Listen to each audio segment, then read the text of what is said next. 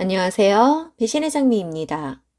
오늘의 사연 지금 시작합니다. 저는 결혼 5년 차 30대입니다.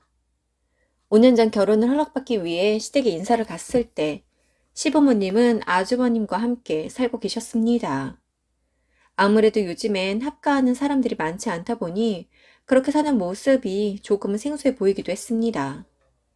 그래서 그날 인사를 드리고 나오는 길에 처음부터 같이 사셨던 거냐고 물으니 아주버님이 일찍 사고를 쳐서 돈도 없고 시댁에서도 금전 지원을 해주기 어려울 때라 들어와서 살게 되었다고 하더라고요.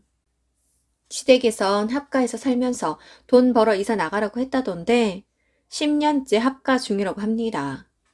딱히 돈을 모아놓은 것 같지도 않아 보이는 게 아무래도 그냥 저렇게 평생 살지 싶다고 하더라고요. 제가 결혼을 하고 나서 알게 되었지만 어머님은 정말 너무 좋은 분이셨어요. 형님과 함께 살고 계셨지만 살림도 어머님이 다 하셨고 아주버님 내외가 맞벌이를 하신다고 하니 아이들도 다 봐주신다고 하더라고요. 그런데 두 분이 월급이 그리 많지 않다고 하여 한 푼도 받지 않고 봐주고 계신다고 합니다. 당시 저희 남편은 타지에서 일을 하고 있었고 매월 60만 원씩 보내드렸다고 하더군요. 그런데 문제는 저희가 결혼하고 아이가 생겨 이사를 계약하면서부터였습니다. 저희는 신혼집을 18평 빌라에서 시작했어요. 그런데 아이가 생기고 나니 집이 좁은 것도 좁은 것이지만 엘리베이터도 없는 빌라 3층은 유모차도 그렇고 여러모로 불편함이 있었습니다. 그래서 남편과 큰 마음 먹고 인근 아파트로 이사를 계획하였던 거죠. 저희가 이사 가기 한 달 전 시댁에서 행사가 있어 함께 모였던 날이었습니다. 어머니께서 갑자기 당신도 아파트에서 살아보고 싶다고 하시는 겁니다. 그래서 별 생각 없이 새로울 건 없다고. 그런데 확실히 편한 점은 있으니 계획이 있으시다면 아파트로 이사도 고려해 보시라고 했습니다. 그러자 어머니께선 안 그래도 이사를 해볼까 싶다고 하시는 겁니다. 그러더니 형님네와 10년 넘게 살았으니 이젠 작은 아들네, 그러니까 저희와 함께 살아야겠다고 하시는 겁니다. 그게 무슨 말인가 싶어서 어머니 얼굴만 쳐다보았습니다. 그러자 왜? 왜 날 그렇게 보니? 아니, 어머니께서 지금 무슨 말씀을 하시는 건가 싶어서요.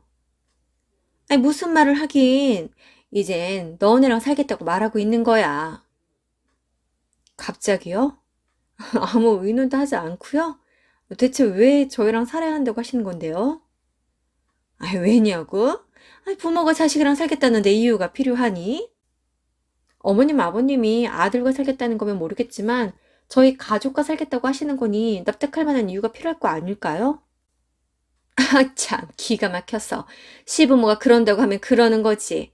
내가 우리 둘째를 참 야물딱지고 착하게 봤는데, 그간 잘못 봤나 보다.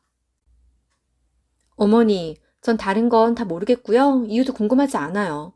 제가 두 분을 모시고 살 이유가 없다고 생각해요.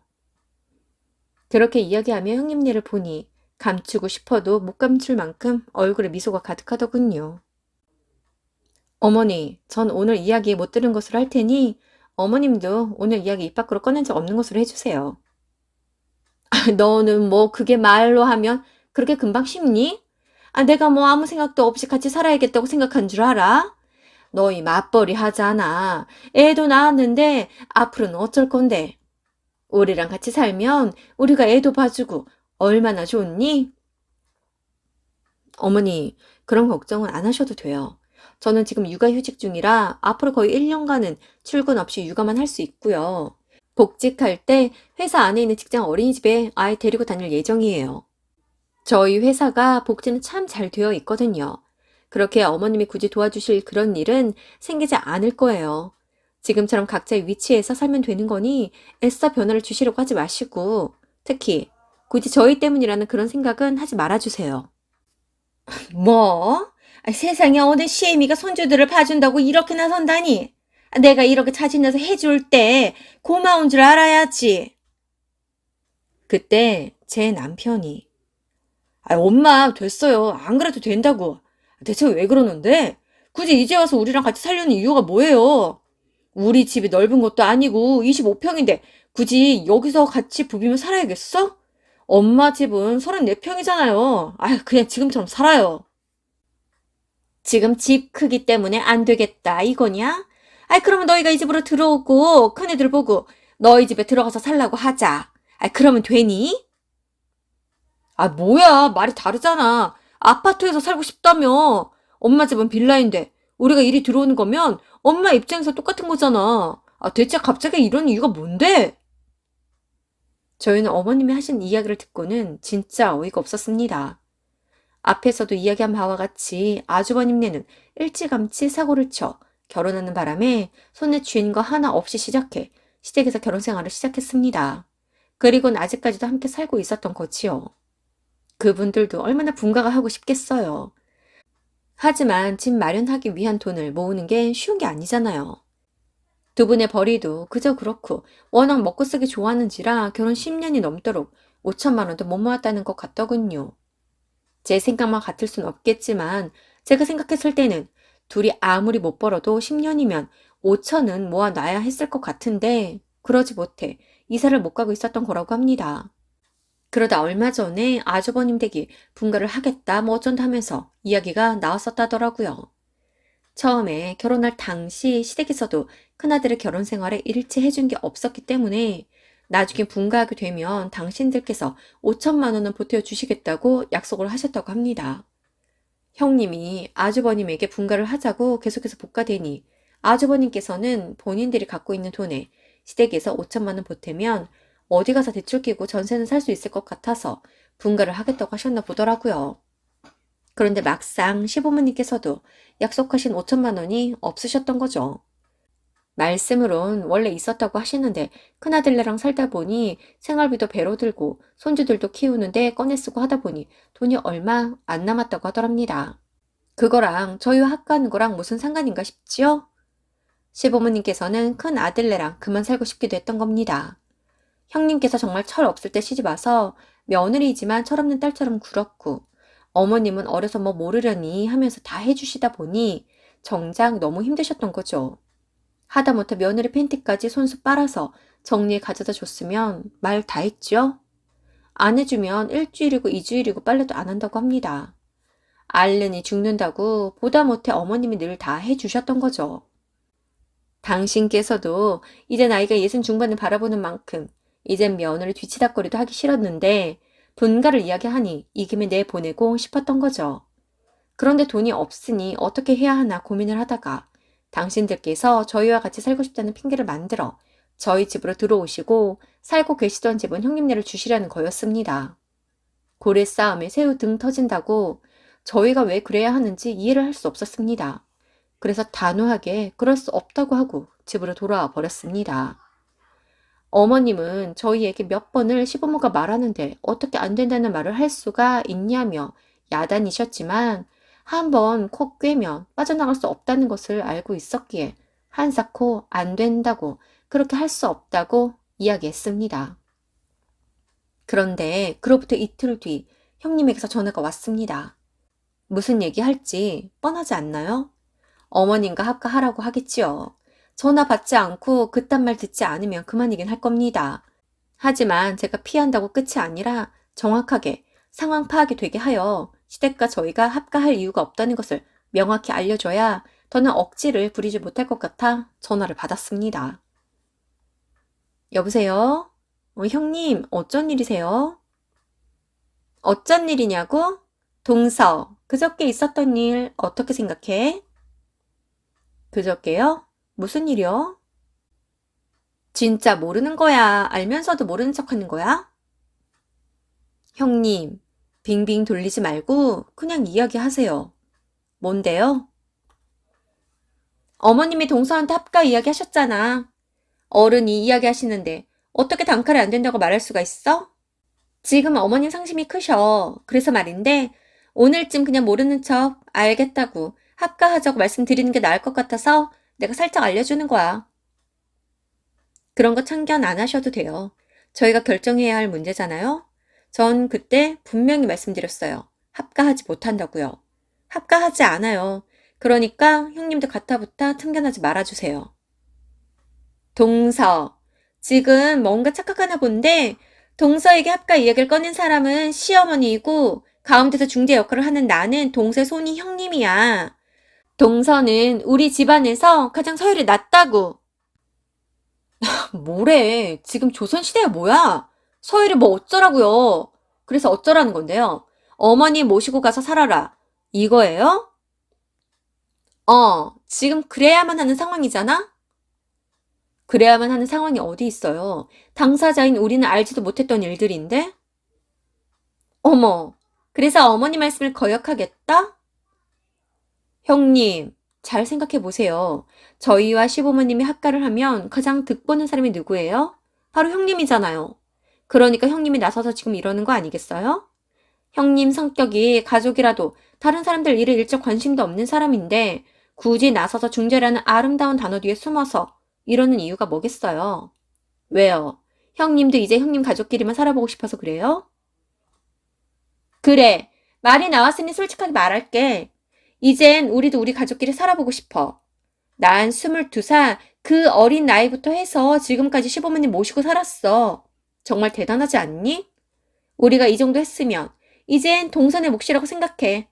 우리가 장남이라고 해서 시부모님을 무조건 부양해야 할 의무가 있는 건 아니잖아? 아, 그래서요? 그래요. 물론 장남에게 부양의 의무가 있는 건 아니죠. 하지만 이 일을 어떻게 풀어나가야 할까 생각할 것이면 과연 내가 양심은 있나? 하고 생각해 보셔야 하는 거 아니에요? 뭐? 양심? 지금 나보고 양심이 있냐고 하는 거야? 그게 무슨 말이야? 아니, 그렇잖아요. 형님네가 준비도 안 하고 아이 가져서 시댁에 얹혀서 살았는데 분가를 하려면 형님네가 자력으로 나가서 살아야지.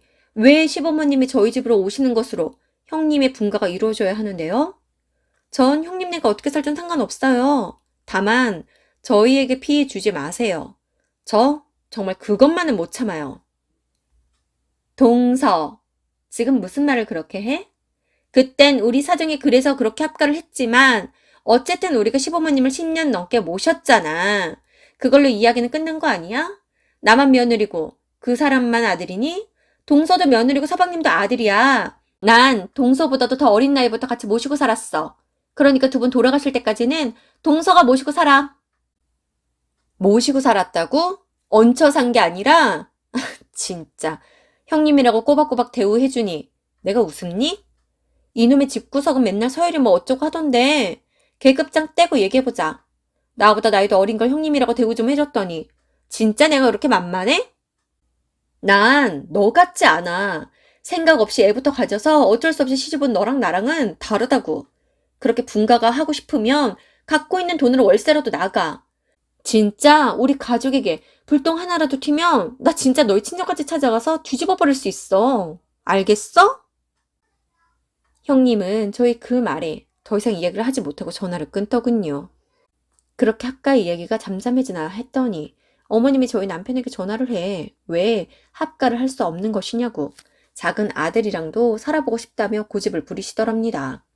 그래서 남편이 그러면 좋다고 그렇게 합가를 하자고 한다면 지금 우리 사는 25평 아파트에서는 다 같이 살 수 없으니 아주버님은 분가를 시키고 시댁집을 처분하고 우리 집을 처분해서 그 돈을 합쳐 더 넓은 집을 구해 합가를 하자고 했다고 합니다. 남편이 그렇게 말한 이유는 저희 시댁에서 아주버님네와 분가를 하기 위해선 시댁집을 아주버님네에게 내어주던가 아니면 시댁집을 정리해 돈을 만들어서 내어주어야 하기에 시댁집으로는 합가에 필요한 돈을 만들어 오지 못할 것이라는 것을 알기 때문이었죠.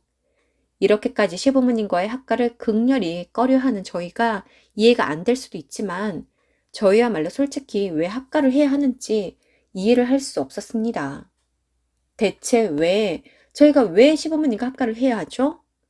형님네 그렇게 결혼하고 시부모님과 함께 살면서 둘이 버는 돈이 적다는 이유로 시부모님께서 모아두신 돈까지 털어가며 생활비 쓰고 당신들 손주 키우는데 쓰곤 했습니다.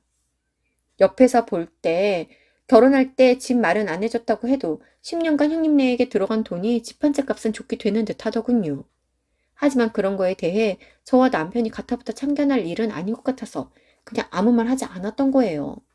반면 저희 결혼할 때는 시부모님이 사정이 여의치 않다며 저희에게 한 푼도 보태주지 않아 정말 결혼 준비에 관련된 1원까지도 모두 저희의 힘으로 준비했습니다.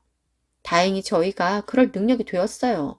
아니, 능력에 맞게 준비했다는 말이 더 맞는 것 같네요. 그런데 이제 와서 시부모님의 집을 아주버님네, 형님네 주고 저희 집으로 들어와 사시겠다는데 저희가 모셔야만 하는 일일까요? 저희 아이를 봐주겠다는 이유로 합가를 하자는데 이해가 가시나요? 저희는 이해할 수 없었기에 끝까지 거부했고 결과적으로 합가 없이 각자 살고 있습니다. 저희는 그때 그 집에서 지금도 잘 살고 있고 시부모님은 아직도 형님네와 살고 계십니다. 서로 분가를 하고 싶어도 능력이 안 되어 못하고 있는 것이지요. 전 그것도 이해가 안 됩니다. 조금만 노력하고 정신 차려 살면 월세집 얻을 돈이라도 모을 수 있다고 생각해요. 하지만 그렇게 흥청망청 쓰는 걸 좋아하니 제가 볼 땐 평생 저러고 살지 싶습니다. 제 친구들 보면 시댁과 사이 좋은 집들도 많던데 전 정말 시댁이라고 하면 저희에게 엉겨붙을까봐 겁부터 납니다. 그 일이 있고 3년이 지난 현재 저희는 조금 더 넓혀 30평대로 이사를 갈 예정입니다. 그때 또 한 번 합가를 외쳐대지 않을까 싶네요. 곧 피바람이 불겠지만 그 전투에서 승리자는 저희가 될 것이라고 생각합니다. 저희가 되어야만 해요. 모두 응원해 주세요.